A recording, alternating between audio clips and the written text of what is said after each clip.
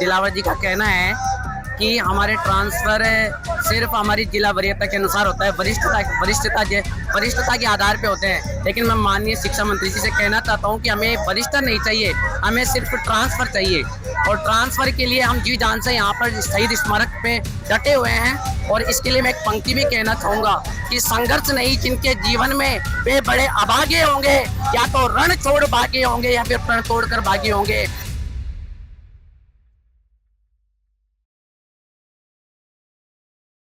नमस्कार साथियों, स्वागत है आपका खबरेलाल पर। आज हम मौजूद हैं जयपुर के शहीद स्मारक पर। यहाँ लगातार धरना चल रहा है। तृतीय श्रेणी शिक्षकों के ट्रांसफर नहीं हो रहे हैं उस उपलक्ष्य में, और यहाँ पर सब लोग बैठे हैं, उनको ट्रांसफर चाहिए और सरकार इनका ट्रांसफर नहीं करी है। क्या दिक्कतें आ रही है, क्या क्या इनको सरकार से सुनना पड़ रहा है, वो चीजें हम अब इनसे बातचीत करके पता करें। नमस्ते। नमस्कार, क्या नाम है आपका? मैं जीवन राम कटारिया हूँ। अब ये ट्रांसफर क्यों नहीं हो रहे? पहले आपको क्या समाचार है, और इतने भी आप धरने पे बैठे हुए हैं, क्या क्या बोला सरकार? हमारे माननीय शिक्षा मंत्री जी मदन दिलावर जी का कहना है कि हमारे ट्रांसफर सिर्फ हमारी जिला वरीयता के अनुसार होता है, वरिष्ठता के आधार पे होते हैं। लेकिन मैं माननीय शिक्षा मंत्री जी से कहना चाहता हूं कि हमें वरिष्ठता नहीं चाहिए, हमें सिर्फ ट्रांसफर चाहिए। और ट्रांसफर के लिए हम जी जान से यहाँ पर शहीद स्मारक पे डटे हुए हैं। और इसके लिए मैं एक पंक्ति भी कहना चाहूंगा कि संघर्ष नहीं जिनके जीवन में वे बड़े अभागे होंगे, या तो रण छोड़ भागे होंगे या फिर प्रण तोड़ कर भागे होंगे। तो मैं माननीय शिक्षा मंत्री जी को कहना चाहता हूँ कि हम ना तो प्रण तोड़ने वाले हैं ना रण छोड़ने वाले हैं, और यहाँ से सिर्फ और सिर्फ ट्रांसफर लेकर जाना चाहते हैं। और दूसरी बात, मेरी पत्नी उदयपुर में पोस्टेड है, जिसके लिए मैं हमेशा वो मेरे को एक ही रील भेजती है।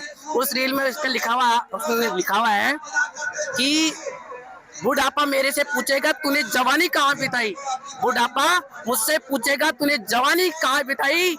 तो उसने एक ही बात कही कि पति के इंतजार में। तो भाई मैं पति के इंतजार में, मेरी बीवी तरस रही है। तो माननीय शिक्षा मंत्री जी दिलावर जी, आपसे निवेदन करता हूं कि आप जल्दी से जल्दी हम शिक्षक साथियों का, तृतीय शिक्षक साथियों का आप जल्दी से जल्दी ट्रांसफर करें। और हमारी सिर्फ एक ही मांग है, ट्रांसफर करो, ट्रांसफर करो। हमें वरिष्ठता से कोई लेना देना नहीं है, आप जल्दी से ट्रांसफर करो, ताकि हमारे सभी भाई बहनों, जो हमारी नींव कहलाती है, शिक्षकों की जो बच्चों की नींव कहलाती है, नींव बढ़ने का जो मजबूत कार्य करते हैं वो हमारे शिक्षक साथी करते हैं। तो मैं एक ही गुजारिश करूंगा, जो अगर नींव ही कमजोर रह गई तो आप उस पर अच्छी मंजिल नहीं बना सकते। और मैं दावे के साथ कहता हूं कि अगर नींव बढ़ने वालों को तुमने भड़का दिया तो ये चिंगारी ही बड़े आग का सैलाब लेगी। मैं आपसे एक बार फिर से अनुरोध कर रहा हूं कि आप जल्दी से जल्दी ट्रांसफर करें। धन्यवाद।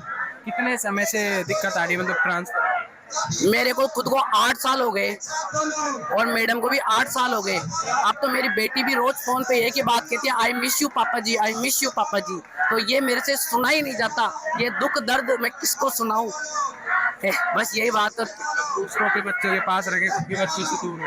बहुत दूर। हम हमारे जो स्कूल में बच्चों को पढ़ाते हैं, हम उनको दिल और जान से पढ़ाते हैं, क्योंकि फिर उनको हम अपनी संतान मानते हैं। लेकिन जब आप हमारे बच्चों की बात आती है तो वो हमसे खुद दूर हैं, हमारे परिवार से दूर है, हमारे माता पिता हमसे दूर हैं। और वो खुद कहते हैं कि बेटा कब तेरा ट्रांसफर होगा, अब तो हमारी भी उम्र हो गई, कब ट्रांसफर करेगा। तो हम बार बार निराश होकर एक ही बात कहते, सरकार ट्रांसफर नहीं खोल रही है। तो मैं सरकार से अनुरोध करूंगा कि आप जल्दी से जल्दी हमारा ट्रांसफर करें। क्या आपको? मेरे को अभी 3 साल हो गई, तो मैं शिक्षा मंत्री से यही निवेदन करना चाहता हूँ कि हमारा ट्रांसफर मत करो, कोई दिक्कत नहीं है, मुझे 3 साल ही हुए।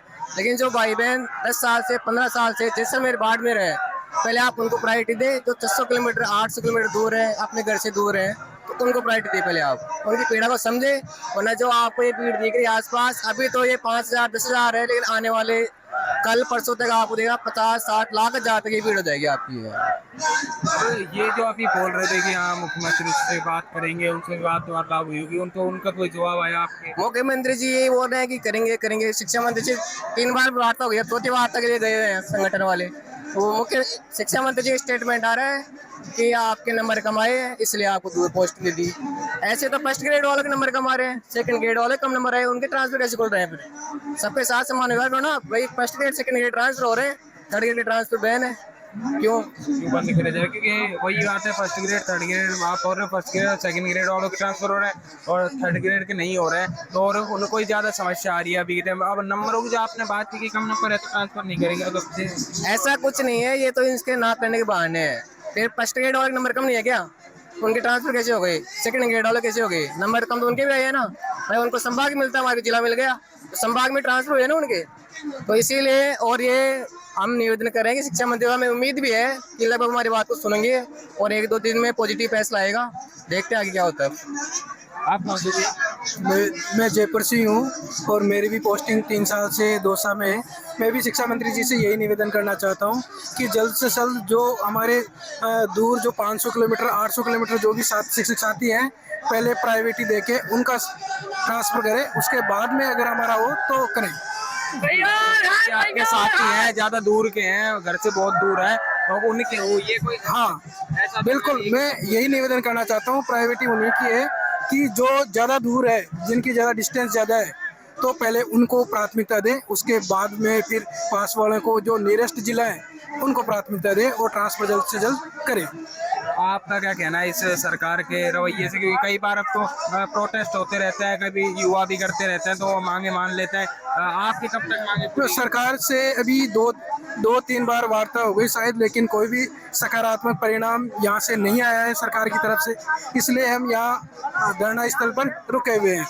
उसके बाद सबके मन में विचार ये आता है कि अब आप लोगों की ड्यूटी टाइम है, तो आप छुट्टियों पे चल रहे हो? नहीं बिल्कुल, हम ड्यूटी टाइम है, लेकिन हम स्कूल से छुट्टी लेके आए हैं और जब तक ये ट्रांसफर नहीं होते हम यहीं रुकने वाले हैं। कितने टीचर्स आए जगह जगह से, वो सब छुट्टी लेके आए? हाँ बिल्कुल, सब छुट्टी लेके आए। लोग बोल रहे हैं वही बच्चों की पढ़ाई पे इफेक्ट पड़ेगा। पढ़ाई पे इफेक्ट पड़ेगा, लेकिन ये भी जरूरी है ना, अब अपने परिवार पे इफेक्ट पड़ रहा है ना भाई, बच्चों से हमारे से दूर है, हम माता पिता से दूर है, ये भी पीड़ा समझनी चाहिए ना सरकार को।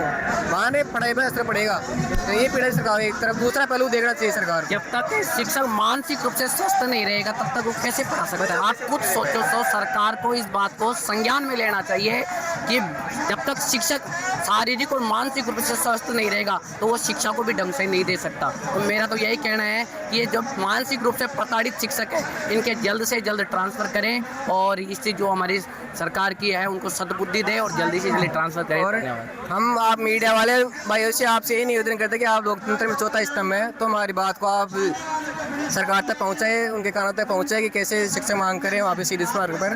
तो आपका ही बहुत बहुत धन्यवाद।